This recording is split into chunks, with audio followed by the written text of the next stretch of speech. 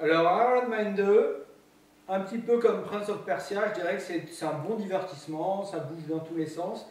Et puis, je voulais souligner le rôle de Mickey Rourke, qui joue le rôle d'un méchant, un espèce de savant fou, une brute, il est russe, il est brutal, il a des tatouages partout, il a les dents ferrailles, il est affreux comme tout.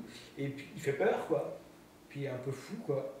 Tu avais quelque chose à dire sur Mickey Rourke? Dans la réalité, déjà, lorsqu'on le voit, on a parfois peur de lui. Non, mais juste rappeler que Mickey Rourke a été un très, très grand comédien des années 70, qui est disparu avec The Wrestler il y a déjà 2 ans maintenant. On l'a retrouvé et maintenant, on s'en sert au cinéma et c'est une très bonne chose. Oui, Il avait fait L'année du dragon. oui mais ça, c'était les années 70, hein, c'est ça. L'année du dragon, il avait fait... Il était disparu et là, il nous revient. Ouais. Tant mieux. On continue avec les grandes sorties, les films pour enfants, Karate Kid. Alors, Karate Kid, alors on se demande pourquoi ça s'appelle Karate Kid, puisque ça se passe en Chine et ils font du kung-fu. Alors que les gens, il y a des gens qui confondent les Chinois et les Japonais, la vérité entre le karaté et le kung-fu qui mélangent tout ça, quoi. Alors je trouve que les gens qui mettent des titres au film, il ne faut pas encourager ça. Mais il ne faut pas oublier que Karate Kid, c'était mythique parce qu'il y a eu tellement de films qui ont porté ce titre-là et qui ont attiré un bon nombre de spectateurs. Oui, mais dans le premier. J'ai l'impression qu'on veut récupérer, prolonger la recette. Oui, mais dans le premier Karate Kid, l'histoire était un peu même, l'histoire d'un petit garçon qui se fait embêter, qui va, mais son maître, c'était un japonais. Oui, c'est vrai. Dans le premier, son maître, c'était un japonais qui lui apprenait le karaté. C'est vrai. Là, son maître, c'est un chinois qui lui apprend le kung-fu. Bon. Donc, c'est absurde. Non, c'est absurde, c'est raciste presque, ou c'est un peu, ouais, bon, de toute façon, que ce soit des Chinois ou des Japonais, c'est pareil. Ce qui n'est vraiment pas le cas, effectivement. Voilà, moi, je le prends un peu comme ça, un peu comme du racisme, quoi. Ils sont japonais, ils sont chinois, c'est la même chose, quoi. Voilà, c'est un peu méprisant, quoi. Simpliste.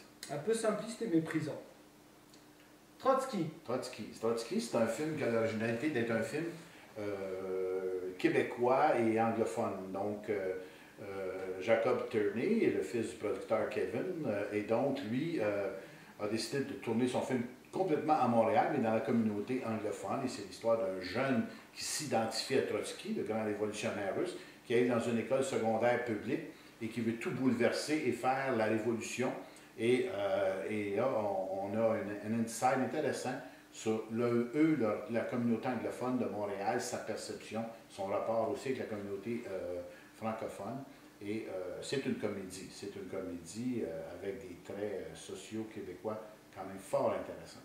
Alors moi, j'ai remarqué un tout petit détail dans ce film, c'est qu'au tout début, il est en train de faire une manifestation parce que son père a une entreprise. Oui. Il a monté les ouvriers contre son père. Voilà. Il est en train de faire une manifestation et puis il y a deux policiers qui arrivent de la police de Montréal qui arrivent. Oui. Il y a un homme et une femme. Et la femme, si vous regardez bien, c'est Hélène Bourgeois-Leclerc. C'est possible ou... Ouais. Oui. Mais c'est même pas un rôle, c'est de la figuration qu'elle fait, quoi. Mais c'est Hélène Bourgeois-Leclerc. Mais dans le film, il y a plein d'acteurs québécois, en fait, francophones dans ce film, Trotsky. La femme inconnue, donc un film italien de Giuseppe Tornatore, celui qui nous avait donné Cinéma Paradiso, et avec cette fois-ci encore la musique d'Ennio Morricone d'ailleurs. Et bon, ben, peux-tu le résumer, toi, ou je le risque? En fait, c'est l'histoire d'une femme russe qui arrive dans un quartier où il y a beaucoup d'orfèvres, et puis qui s'introduit dans une famille. Ouais. Voilà, pourquoi? Elle s'introduit dans une famille petit à petit, et puis elle a l'air très attirée par la petite fille des gens de cette famille, quoi. Mais et puis au fur et à mesure qu'elle...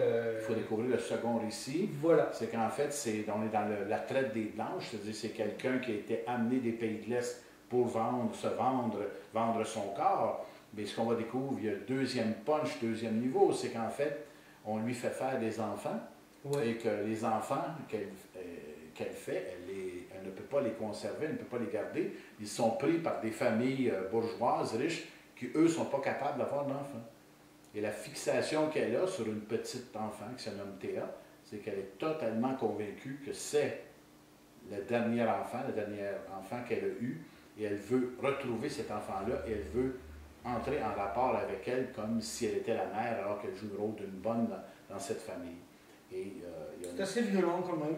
il y a des moments violents parce Ouais. que les femmes sont très, très exploitées, évidemment. Là.